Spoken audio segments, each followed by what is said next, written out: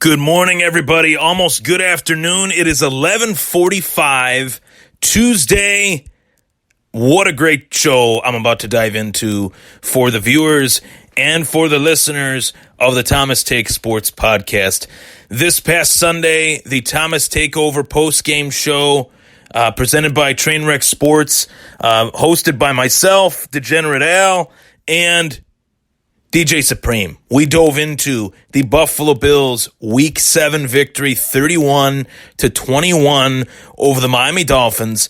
And quite honestly, there were a lot of concerns, a lot of cause for concern after that game. Albeit a win is a win.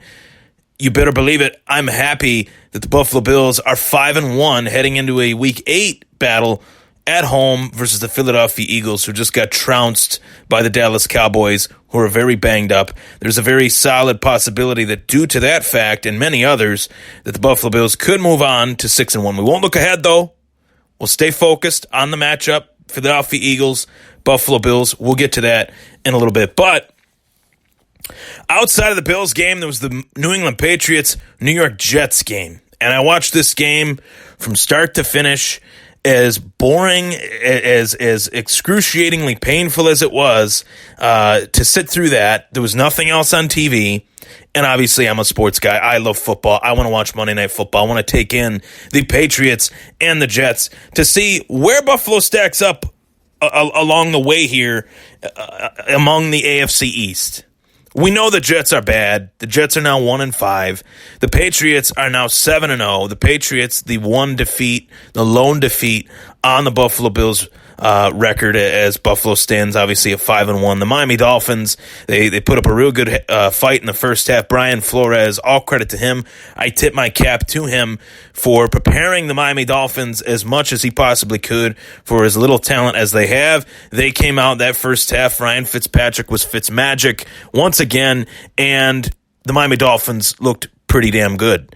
Now, as far as the Patriots and Jets game, watching that game, diving into that game, it has provided me with a cemented thought, a thought that was originally planted in my head prior to the season starting, but obviously there's a difference between prior to the season starting and actually seeing the season take place. A lot of things can happen. And my thoughts prior to the season starting were that the national media were so amped up, so over the moon for the New York Jets, and for the life of me, I did not understand it. Le'Veon Bell, brought in from the Pittsburgh Steelers via free agency. He sits out a season in Pittsburgh last year. Highly expected to be a high-paid running back. Highly expected to go to a team that is right on the precipice of a playoff run. Le'Veon Bell goes to the New York Jets. That took me back. That took me by surprise. I did not expect Le'Veon Bell to go to the New York Jets. I thought that was a bad move on his part.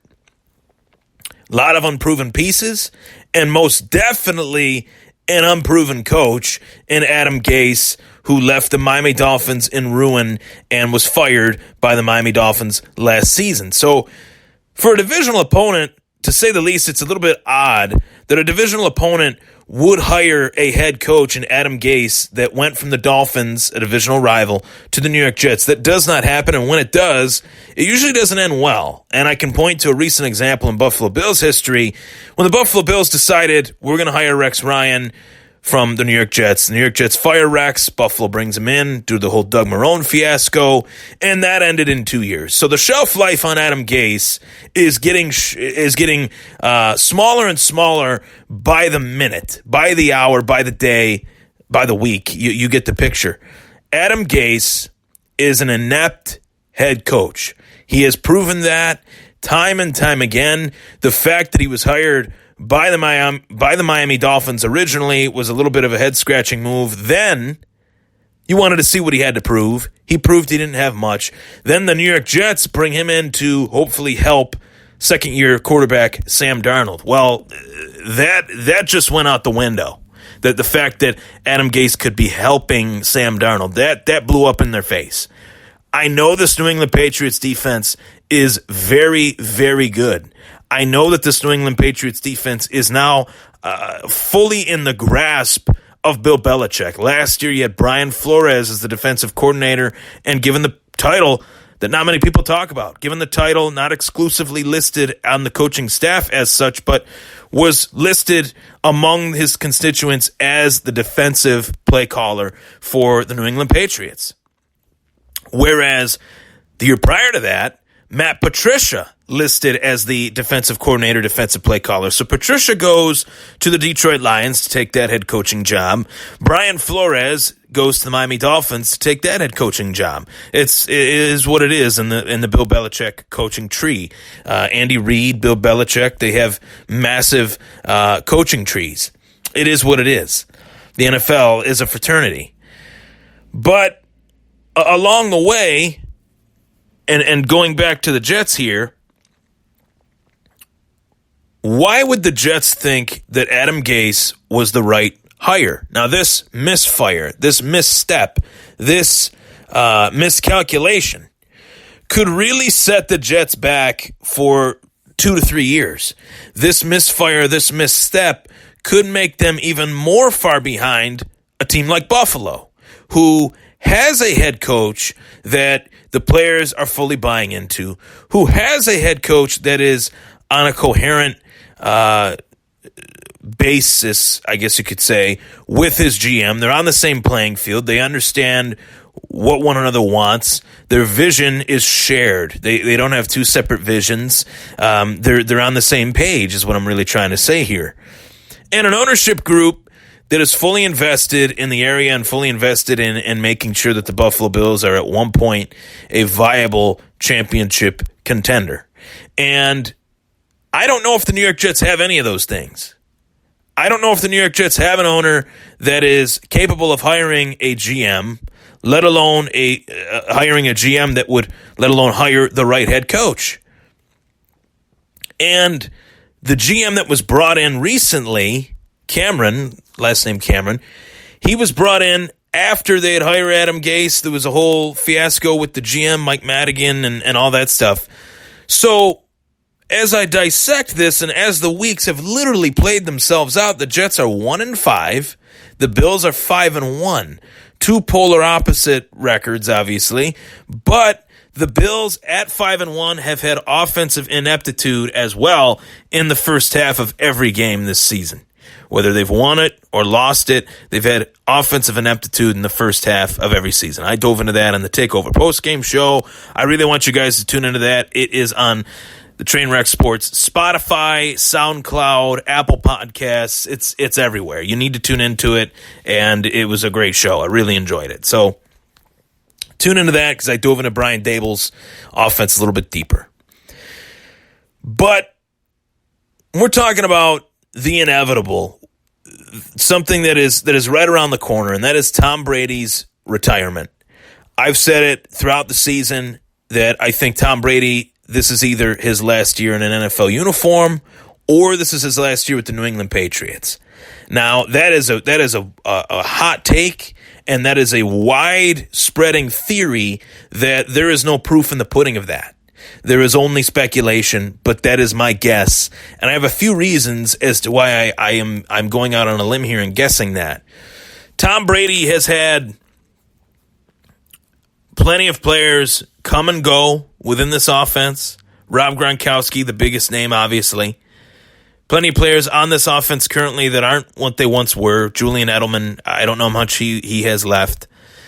And you start to see that this New England Patriots team has been built defensively more so in the last couple years than it was the last few years prior to that. They've had somewhat of a rotation as a dynasty. Early in the Brady years, the defense was dominant. The offense was so-so, did just enough of what it needed to do in order to put points on the board and win games. Then they had the juggernaut offense with Tom Brady, Randy Moss, Wes Welker, Rob Gronkowski, yes, as well, Aaron Hernandez. And then they kind of added on to that with Edelman, with Amendola, with Hogan, with Gronkowski in full swing again. Defense viable, not really elite. Now you move forward a few years later, and the defense is elite. The defense is the best in the National Football League. No doubt about it. Buffalo's ranks right up there. Two teams within the same division that have two very stout defenses. Two teams within the same division that have literally built their teams to beat one another. Buffalo's mountain to climb is New England. The Jets' mountain to climb is themselves.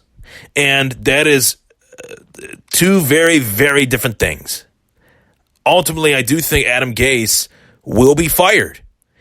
And whether it's this season or halfway into the next season, the sooner the better for the New York Jets. I'm not a Jets fan, but looking at this from a football analyst perspective, the Jets need to fire him. He has to go. He is not good enough. He is not a head coach. And anytime the Jets have failed, which is often this season, Adam Gase has done nothing but throw his players under the bus. He can't do it. The Jets can't afford him to do it, but yet he still does it time and time and time again. Now, I remember, shout out to Steve Tasker.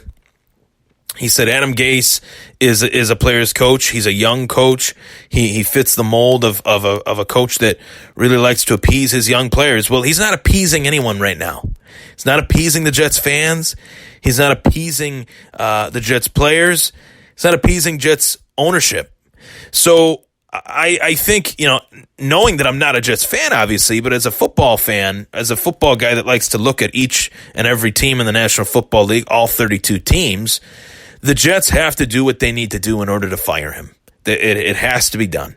Now, the next question is, who do they bring in to cure this dumpster fire? I do not know. I don't have a guess for you. But what I will say is that Sam Darnold last night had one of the worst starts I have ever seen from a starting quarterback within the National Football League. There is no doubt about it. One of the worst starts. Now, during the game last night, I'm thinking, what was the last worst start that I've witnessed? What was the last worst start that I've seen? The last worst start that I've seen was Tyrod Taylor a couple years ago against the Saints, also Nathan Peterman. And common thread with those two starts in comparison to Sam Darnold's start was that they were both low passing yards and high interceptions. Tyrod didn't throw, 5 interceptions in his start versus the Saints, but he did throw for 57 yards, which is horrible. I mean, that is pitiful in today's standards of any standard in the National Football League. You can go back to even, the Y.A. Tittle days. I don't think there were quarterbacks throwing for only 57 yards in a game. But that's neither here nor there. Now, as far as what's next for Sam Darnold, as far as how can Sam Darnold bounce back from this, Josh Allen's worst start this season was against the New England Patriots. Sam Darnold's worst start this season was against the New England Patriots. So I guess if there is ever a moral defeat or moral victory, I guess you could say, is that Sam Darnold was going up against the best defense in the National Football League. There's no two ways about it. That's fact. That is the best defense out there on that field playing in the National Football League. Bill Belichick has them coached perfectly. But once you start to see the struggles of the New York Jets, when you start to see the Buffalo Bills struggle but find a way to win, when you see the New England Patriots continue to find ways to win, I just go back to the month of June, July, August, hearing these national media members of ESPN, NFL Network, Fox Sports say that the Jets have Le'Veon Bell, they got Sam Darnold, they got Robbie Anderson, they got Jamison Crowder, and that defense, boy, is that defense great. They were wrong on every single account. Now, Le'Veon Bell, obviously a great player. Sam Darnold, I do believe, has the potential to be a great quarterback in this league. I've said that. I will say that. I will definitely hold that torch in saying that Sam Darnold does have what it takes to be a good quarterback, but he needs the right coach. You are only as good as your coach in the National Football League. You look at the thread, a common denominator in the league, Brady with Belichick. Belichick's not an offensive coach, but he is a defensive coach. I'm sure that he's taught Tom Brady the nuances of reading a defense. Andy Reid, one of the greatest offensive minds in this generation of football. He has been able to create more with less on the offensive side of the ball, and he's been able to create more with more than any other coach in the National Football League. Andy Reid, going back to Brett Favre in Green Bay, going back to Donovan McNabb in Philly, going back to Michael Vick in Philly, and now with Pat Mahomes with the Kansas City Chiefs. Perfect example. Andy Reid knew what he had in Pat Mahomes, knew what he was going to get in Pat Mahomes, knew what he was going to get out of Pat Mahomes, which is why he was so eager to go up and make that trade. Most people that season, 2016, said that Deshaun Watson was the number one quarterback of that draft. Well, the Bears, they take Mitch Trubisky. The Chiefs, they take Pat Mahomes in a trade up with Buffalo. And the Texans then move up with Cleveland and take Deshaun Watson. Cleveland passed on all three of those guys. Now, we'll see how that works out. It's not working out too well so far. But you get the point that a coach or a player is only as good as his coach. And I say this segueing to the Bills here with Josh Allen. Josh Allen's head coach is Sean McDermott, but his coach on his side of the ball is Brian Daboll. And I have so many doubts about Brian Daboll. It's not even funny. Now, the second half, all season, Buffalo has been able to find their footing. But the first half, they have gotten off to slow start after slow start after slow start. Eventually, that is going to catch up to them. Eventually, that, among a couple other weaknesses, I believe, is the main weakness of the Buffalo Bills right now, is that on offense, they cannot get off to a good start early. They cannot get off to a good start in the first or second quarter. They cannot play a full 4 quarters on the offensive side of the ball, and that is a real problem. Because when we get into the playoffs, which we will, when we get into the playoffs, with the hope to actually win a playoff game, I do not want to see this team make the playoffs and go one and done. That, to me, it really delegitimizes the fact they even make the playoffs. When you go one and done in the playoffs, it's like a drop in the bucket. It really, to me, it just doesn't matter. It doesn't have the same relevancy, I guess you could say, that it normally would if the Buffalo Bills make the playoffs and actually win a playoff game, advance in the playoffs, which I think they have the ability to do. I'll tell you this, for all the people that have thrown shade at Josh Allen, I'll tell you this, for all the people that have tweeted negative stuff towards Josh Allen or posted negative posts on Instagram or Facebook or whatever, said whatever, fellow podcast hosts out there that have said that Josh Allen is not great. Well, I'll throw you these numbers, and I threw out these numbers on Twitter last night in the midst of my late night tweeting, as I always do. And you have an opportunity to open your mind. Don't look at the things that Josh Allen can't do. Look at the things that Josh Allen can do.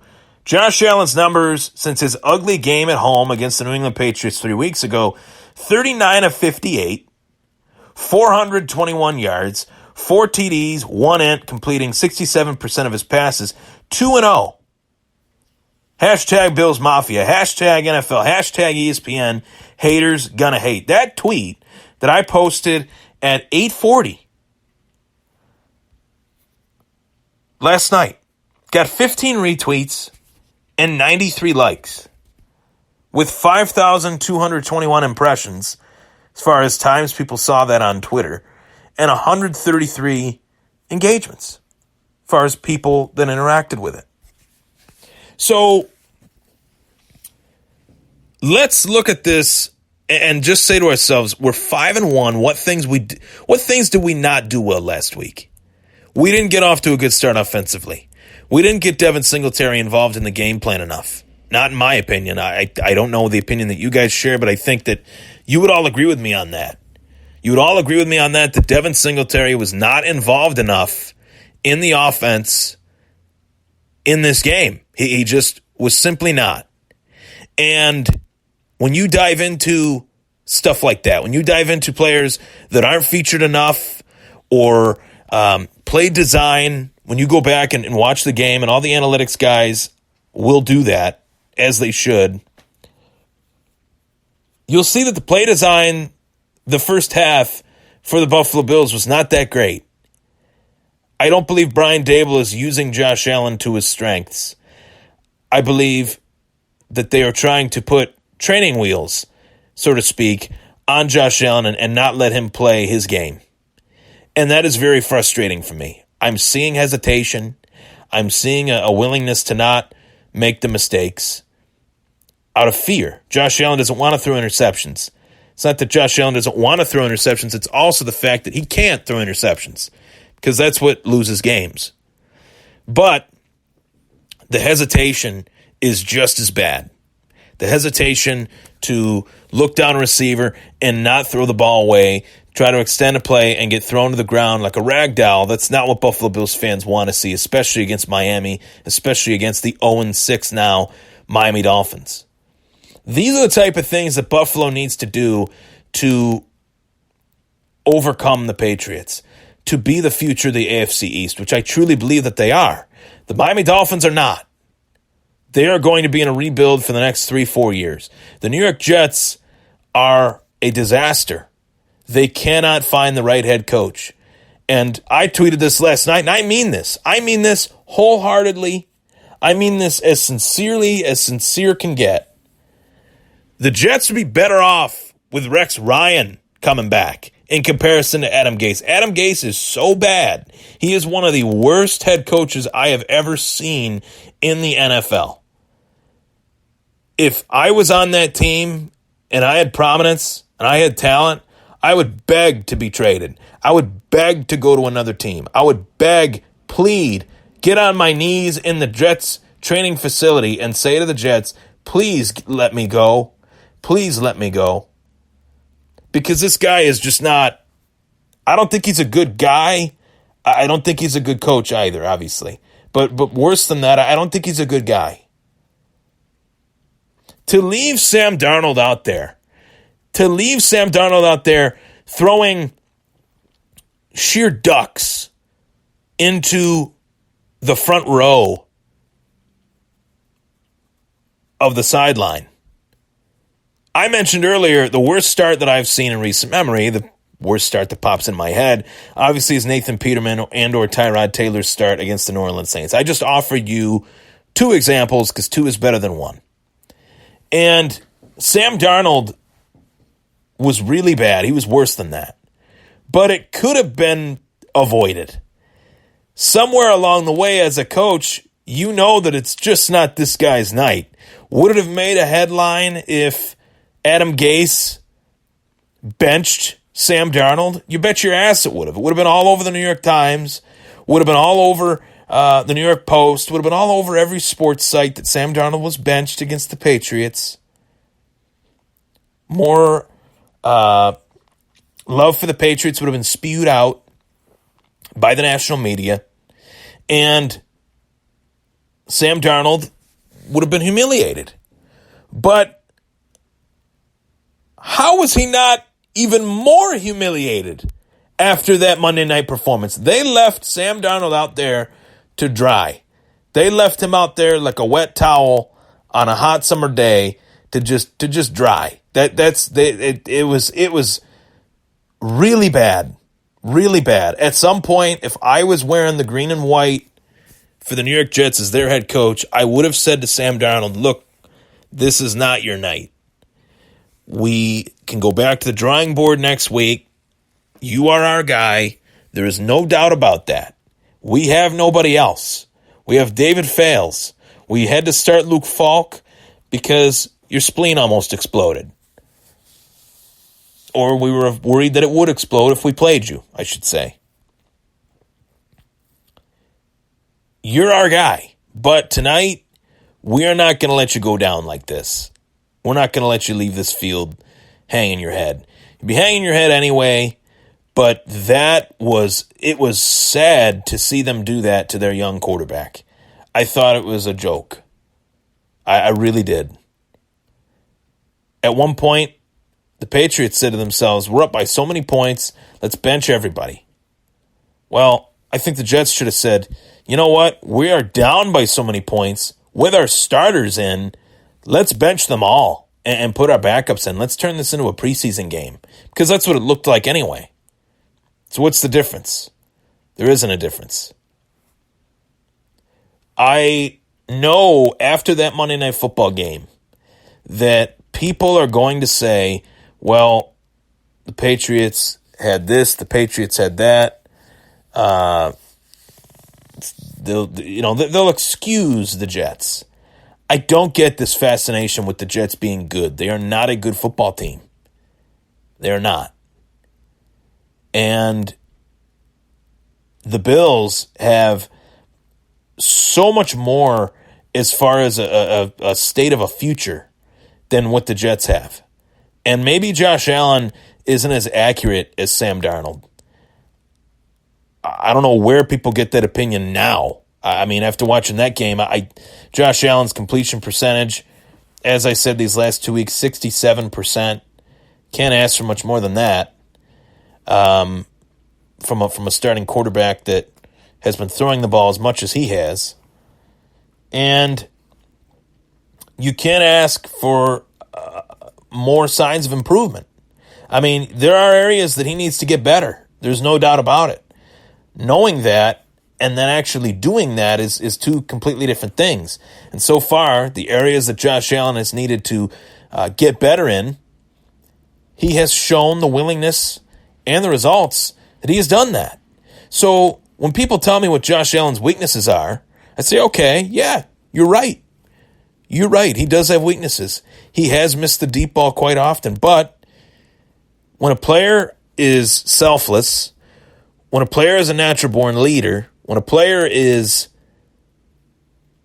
as passionate about the team as he is, all those things ring true for Josh Allen. You know that he will correct the mistakes. You know that he will, because he's done so far. He's shown me that. At least to me, he's shown me that. So Bills fans have every reason to feel like they are the future of the AFC East. And when I talk football with football people that aren't necessarily from this part of the country, this part of the neck of the woods, the Western New Yorkers, they're not here, but they're in other states. They're fans of other teams. They have rooting interest of other teams, or they cover other teams. They tell me that, yeah, I mean, Buffalo's way ahead of the Jets. And going back to the Patriots here, the New England Patriots are a team that the end is near. As great as their defense is, their defense will probably be really good for a little while longer. But as great as that defense is, the offense is changing. The offense is getting older. There are rumors circulating that not only could this be Tom Brady's last year in an NFL uniform, but more so that it could be Tom Brady's last season in a Patriots uniform, that Tom Brady, on the last year of his deal, would show willingness to play in another uniform. Now, I doubt that. I honestly, my heart of hearts, I think he will retire a Patriot and ride off into the sunset.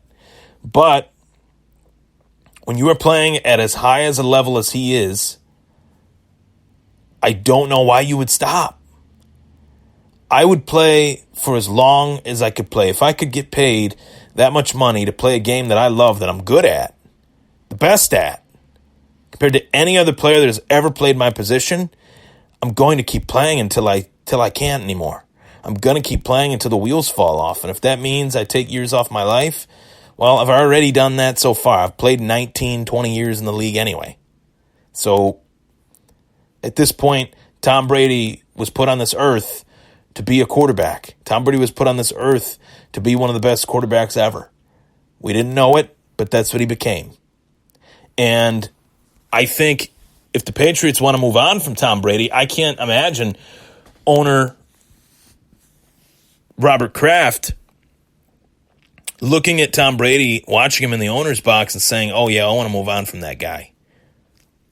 I don't get why they would do it. I feel like if they had the opportunity to move on from Tom, they would have done it when they had Jimmy Garoppolo. And they traded Jimmy Garoppolo away to San Fran, and he's doing pretty good. Doing okay. Last week's Sunday's game was a little rough. But, I mean, what team out there wouldn't want to take a page or a flyer from Tom Brady in the last year, 2 years of his career? I mean, any team would be interested. But obviously, you have to be the right fit, but plenty of teams would be interested. And no player really plays for the same team anymore. I learned that when Peyton Manning went from the Colts to the Broncos. I never anticipated Peyton Manning playing in another uniform. When I still watch the Denver days, where he's throwing for 55 touchdowns and leading them to Super Bowls and doing everything that he did for that organization. What a run he went on with that organization, by the way. It's odd for me. It doesn't look right. Peyton Manning will always be a Colt. Joe Montana will always be a 49er. It is what it is. It is what it is. Emmitt Smith will always be a Cowboy. When he went to the Cardinals, it was a joke. I mean, come on. So that's how I look at it. I think that I'd be shocked if these rumors that are circulating are true, that Tom Brady could play for another team next season. I'd be shocked. Surprised? Happy? You bet. But I'd only be happy if he goes to the NFC and only if Buffalo doesn't have to play him. That'd be great too. But I really hold out the belief, truly, that Buffalo is the future of the AFC East. And what that leads to in the next few years, I don't know. Maybe a couple division titles. My expectations are that Buffalo will make the playoffs this year, have the ability to win a playoff game. Whether they do or don't remains to be seen, but I think they will make the playoffs.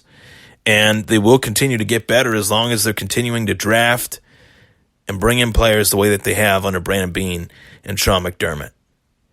Miami might actually end up being a couple steps ahead of the Jets in 2-3 years from now, being that the Jets hired the coach that Miami already fired. I mean, it literally blows my mind. 5 years from now, maybe Bill Belichick is gone. 5 years from now, Brady is definitely gone. Josh McDaniels, who has proven to be a failed head coaching candidate once before in Denver, will probably be the head coach of the New England Patriots next. I think that's why he didn't take that Colts job. I think Robert Kraft said, hey, you know what's next for you. When Bill's gone, you're our guy. I think that would make sense. Bills being the future of the AFC East. Sam Darnold might be feeling a little down in the dumps today, but he's got to move on. He's got to look past that. He's got to move ahead, and his coach needs to have his back. Like Sean McDermott has Josh Allen's back. I'm Ryan Thomas. Thank you so much for tuning in. That was the Thomas Take Sports Podcast. You can tune into this episode at a later time when it is posted on the Thomas Take Sports Podcast Spotify, Thomas Take Sports Podcast YouTube, TrainwreckSports.com, as well as Twitter. Join the takeover, why don't you? Join the takeover. Follow me on Twitter at Ryan Thomas Take, and I will keep you up to date on all things NFL, MMA, MLB. We got the World Series Game 1 tonight. We got the Sabres tonight, which will lead into my next topic of discussion. So stay tuned and take care.